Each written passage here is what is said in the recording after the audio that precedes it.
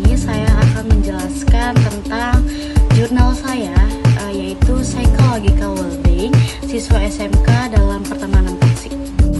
Masa remaja adalah masa ketika siswa bergaul dengan teman sebayanya, namun tidak semua pertemanan berdampak baik. Beberapa siswa justru ada dalam beberapa pertemanan toksik, seperti saling mengejek dan mengunjing, kurang saling menghargai, sering terjadi konflik dan kecemburuan. Hal tersebut dapat mempengaruhi kondisi psikologi siswa. Penelitian ini dilakukan pada 3 siswa SMK Negeri 3 Malang melalui wawancara dan observasi. Temuan yang diperoleh itu pertemanan toksik yang membuat siswa merasa minder, insecure, dan kurang percaya diri. Hubungan sosial terganggu dan siswa jadi mudah terpengaruh kelompok. Sebagian siswa jadi kurang fokus belajar dan kurang termotivasi.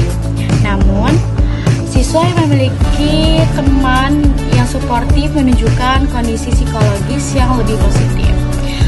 Kesimpulan singkatnya, pertemanan toksik berdampak negatif pada kesejahteraan psikologi siswa.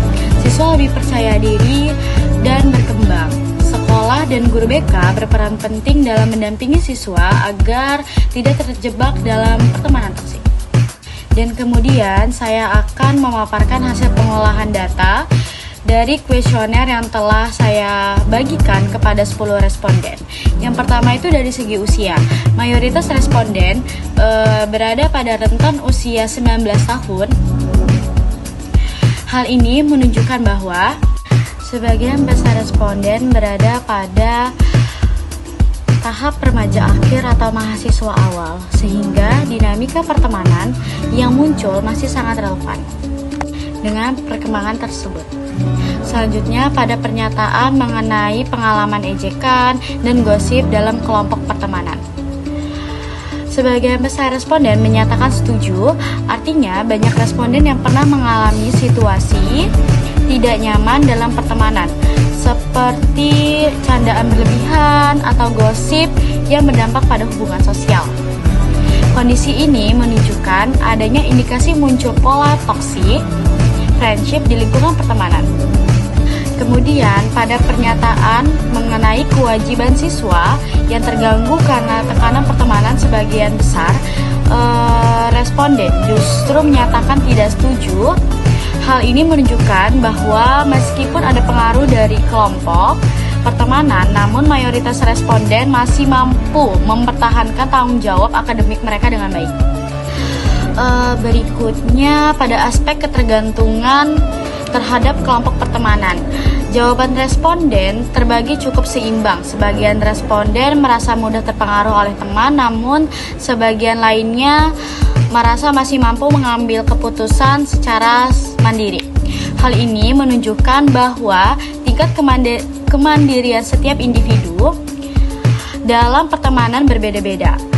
Pada pernyataan mengenai perasaan tidak percaya diri dan membandingkan diri dengan teman, sebagian besar responden menyatakan setuju. Ini menunjukkan bahwa pengaruh sosial dalam kelompok pertemanan memiliki dampak pada kepercayaan diri, harga diri, serta cara responden memandang dirinya. Terakhir, pada pernyataan tentang kejelasan tujuan hidup yang dipengaruhi oleh lingkungan pertemanan, sebagian responden menyatakan setuju, sementara sebagian lainnya tidak setuju. Hal ini berarti bahwa bagi beberapa responden, lingkungan pertemanan masih berperan dalam membentuk arah dan motivasi hidup. Namun, sebagian lainnya sudah memiliki tujuan yang lebih mandiri. Baik, secara keseluruhan hasil data ini menunjukkan bahwa pertemanan memiliki pengaruh yang cukup besar terhadap aspek emosional, psikologis, dan pengambilan keputusan. Meskipun demikian, mayoritas responden masih mampu mempertahankan tanggung jawab akademik mereka. Demikian pemaparan hasil data yang dapat saya sampaikan. Terima kasih atas perhatiannya. Wassalamualaikum warahmatullahi wabarakatuh.